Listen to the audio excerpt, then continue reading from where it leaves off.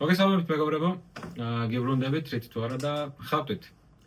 და გამოიცანით დღესთვის დავხატავ. ვის თუ არა საქართველოში ერთ-ერთ ყველაზე ცნობილი იუთუბერს და ერთ-ერთ ყველაზე ჯიგარ ადამიანს, ბატონ დავითს, ანუ ჰიტას, რომელსაც ფოტოშორის 160 IQ აქვს, თუ არ იცოდი.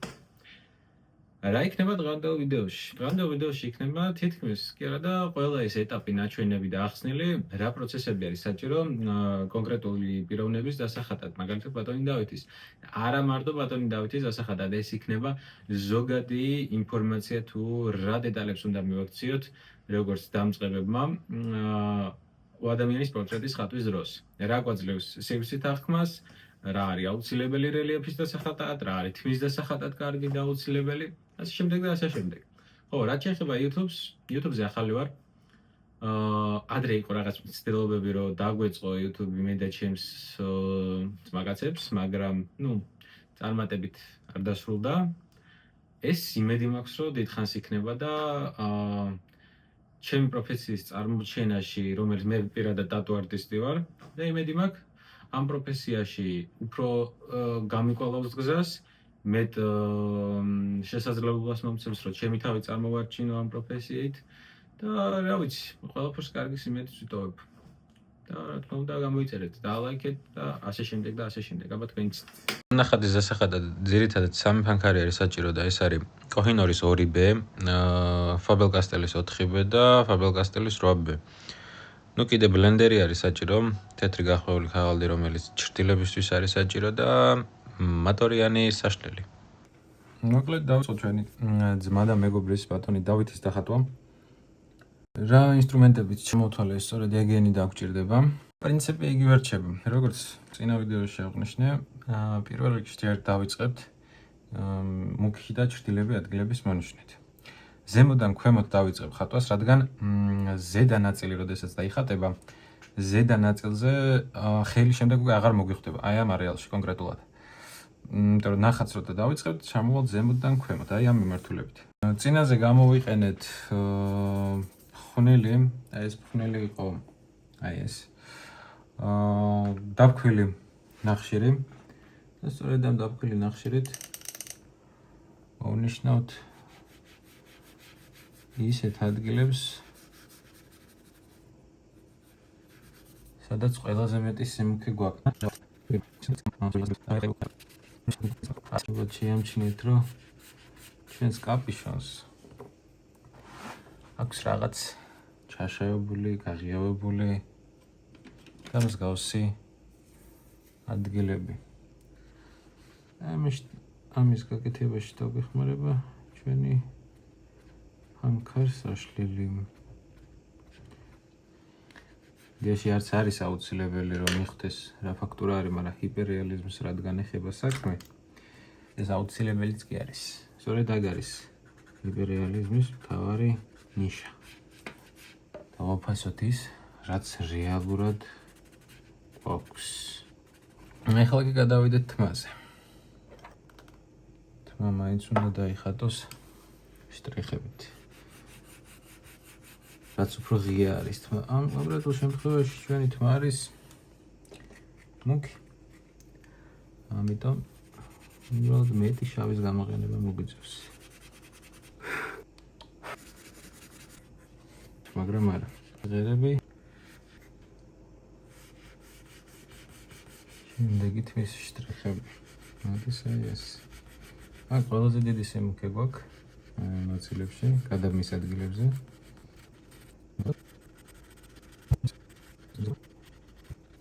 პროცესში შევამჩნიე, რომ იდღაბნება ცოტათი ეს ადგილი, რომ არ გაიდღაბნოს. ამისათვის გამოვიყენებ ფურცლების ჩასადებ გამჭვირვალე ქაღალდზე. გავაგრძელებ ჩემს საქმეს. ახლა აღარ მეშინია, რომ მონახაზი დამეშალოს. გამოგიჩნდეს საქმე. რა მეშინა, მე ნასვაში რა მეშინია, თუ აღარ ქოჩინე რა მეშინია.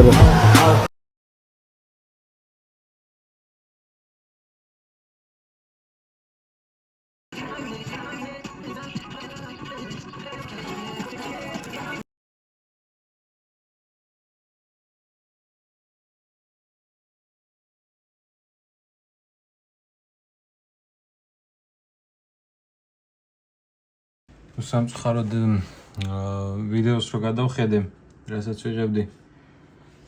ანარეკლი ჩანს საშინლად ამ ადგილას, ამიტომ მომიწია რაკურსის შესცვლა.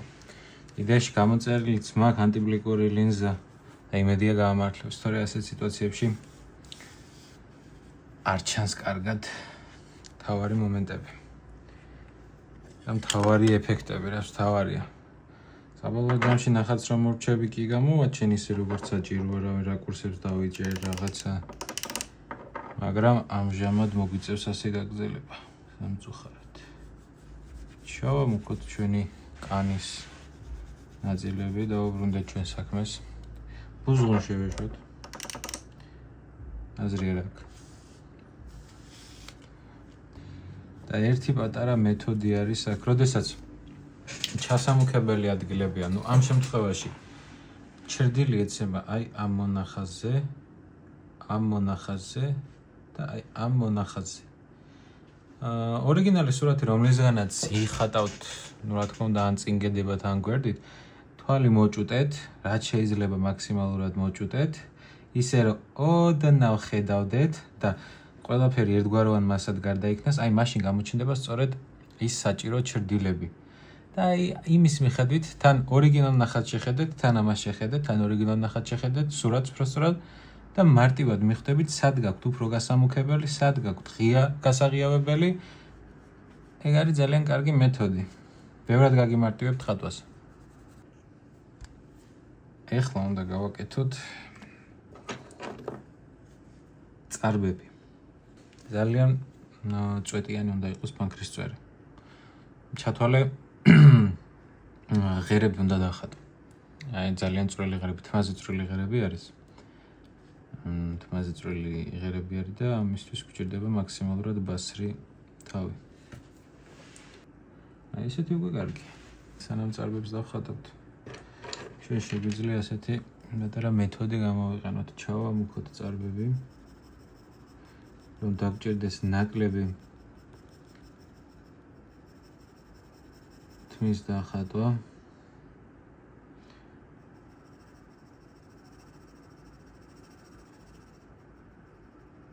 ფანქარი არ გვაძლევს იმის საშუალებას, რომ დავხატოთ აი რომს შეგეძლოს და რომს გინდოდეს, რომ ყველა რაოდენობის წარბი გადმოიტანო ფურცელზე. იგივე მასშტაბზე, რა მასშტაბზეც რეალურად არის. ფიზიკურად არ გაძლევს საშუალებას, იმიტომ რომ ერთმანეთს ერევა ფანქარი და გამოდის ერთგვაროვანი ფაფასავით.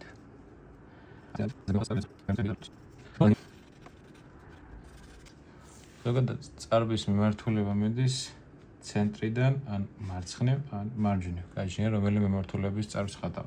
შემდეგ კი, როდესაც უკვე ბოლოში გადიხარ კონკრეტულად აი ამ მონაკვეთში, ზემოდან ქვემოთ, აი ასე.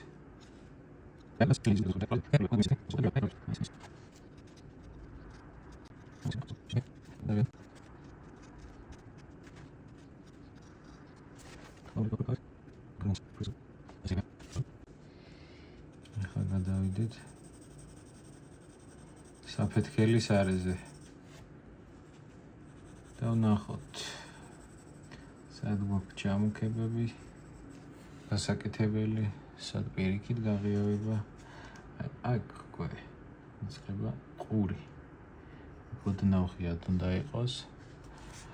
აქ კიდე ჩვენ გვინდა სიმუქე. დიდი რაოდენობით სიმუქე.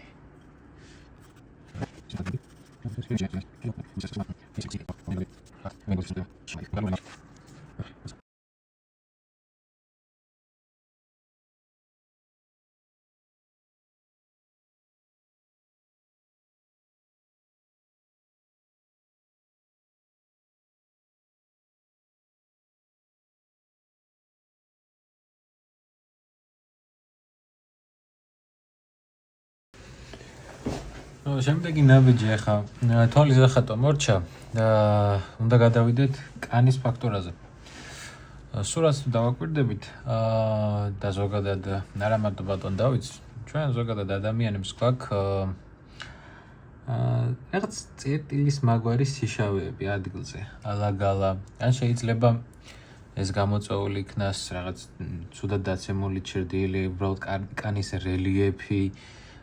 რელიეფიდან გამომდინარე არსებული ჩრდილი შეიძლება უბრალოდ კანზე ბუნებრივად არის ეგეთი შავი წერტილები. შავი არა, უბრალოდ მუქი არის, რომელიც შემდეგ სურათის გადაღების დროს რეალურ ცხოვრებაში დაკვირვებით ეს მოშავოდ უფრო მუქად ჩანს, რეალურ ცხოვრებაში მოყავისფრო, ძალიან მუქი ხორცისფერი არის.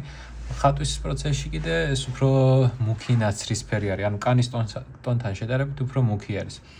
ამას ჩვეულებრივად არ გვინდა წვრილად გათლილი ფანქარი, თავს ოდნავ გაუსქელებთ, იმიტომ რომ ეს ჩრდილი უნდა იყოს ოდნავ ფართე, განიერი და ალა-გალა დავსვამთ ამ წერტილებს.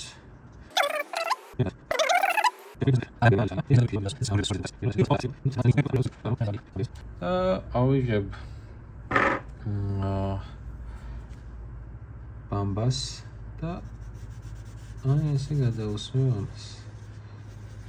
თითქმის განახევრდა შეერია კანის ფაქტურას. ანალოგიურად ვიზამ მაღლა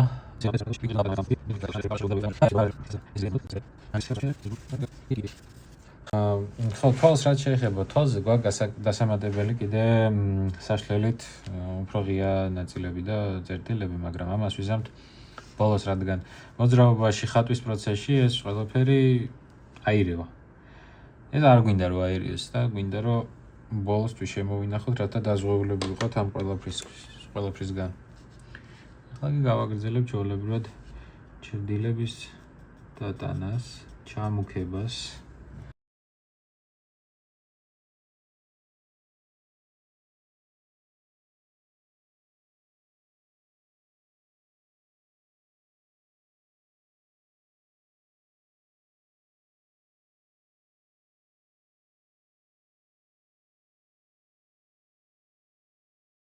წვერებისთვის ვიყენებ 8B-ს. საკმარისად შავი არის იმისთვის, რომ წვერები დაიხატოს და რაც შეეხება წვერების დახატვას. პირველ რიგში მოვნიშნე ჩრდილები, სადაც ყველაზე მეტი დაგროვება არის წვერის, იქ ყველაზე მეტ ჩრდილს გავაკეთებ. იმიტომ რომ ყველაზე მუქად ეგ ადგილი ჩანს. მსგავსად.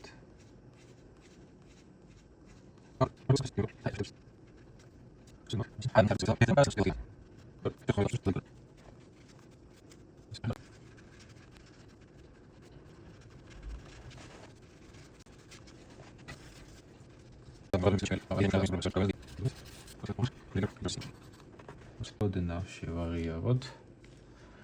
ძალიან არ გჭირდება, იმიტომ რომ თვითონ სურათში ეს ადგილი მუქია.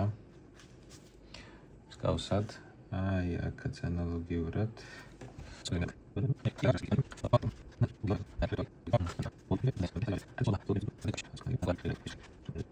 მე რაც ვიცი ხალხო იმას გასწავლით, რაც არ ვიცი იმას ვერ გასწავლით. მე თვითონ დამწყები ვარ. ხვალ შეიძლება უფრო მეტი გავიგო, ზეგ უფრო მეტი გაგიზიარებთ აუცილებლად, არაფერს არ გამოგაბარებთ.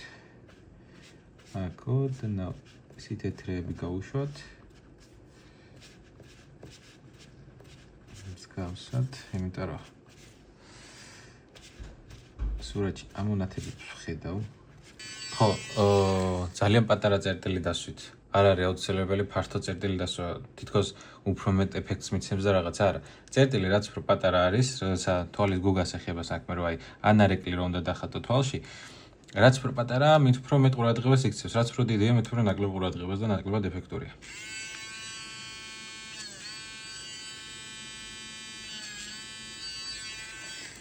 საკმარისია. სულ ეს იყო. ცოტათი შეგვიძლია გავანაცრისფროთ, რომ ზედმეტი ყურადღება მაინც არ მიიქციოს. აი ეს უკვე სხვა თემა. ჩვენ ნახაც მოცულობა მიეცა და სწორედ ამ მოცულობის მიღწევას ვცდილობდი მეც. ხო, ბატონ დავითს. აქ ხალი. როგორც შევნიშნე, სადაც აი აქ. აი ამ წერტილზე. რას ვაკეთებთ? ხალი რომ უხეშად არ გამოჩნდეს. ვიღებთ ჩვენს ბლენდერს. ამოვავლევთ ნახშირში და დავსვამთ ძალიან პატარა კვალს. ერთხელ თუ არ არის საკმარისი, მეორეჯერ. ეხლა უკვე საკმარისი.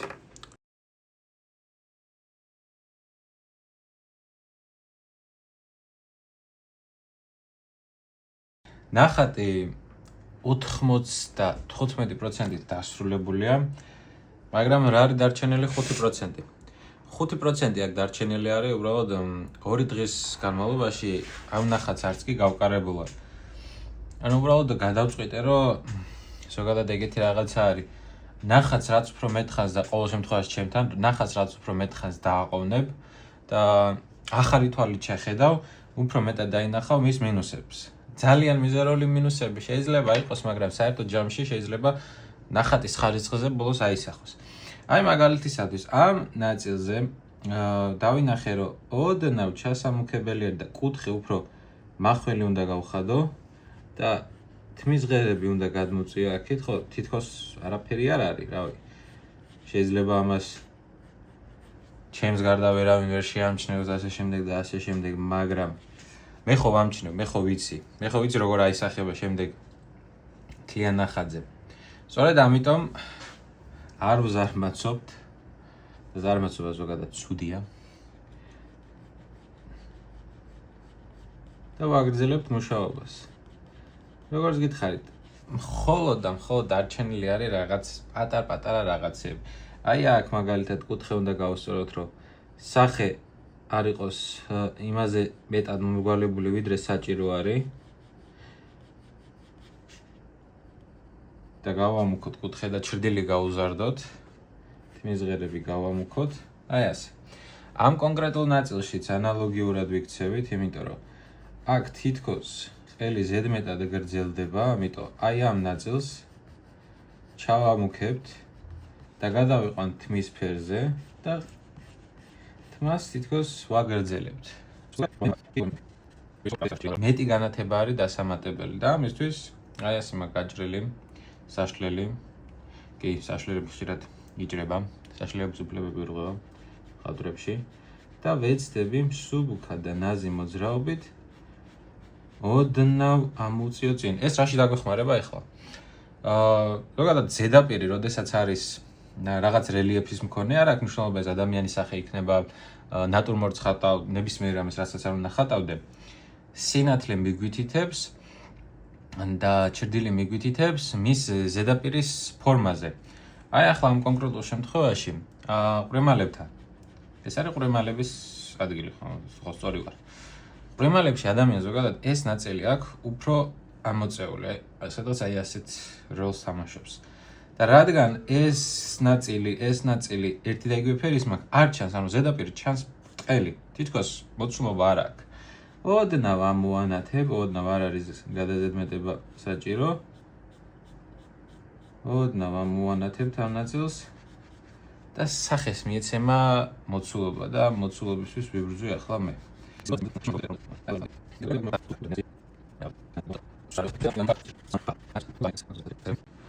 უფრო მეტი ეფექტებით ივსება ნახატი, როდესაც თამამი ხდები, მაგრამ ეს სითამამე ოდის გამოცდილებასთან ერთად მე ჯერ კიდევ ვთხილობ.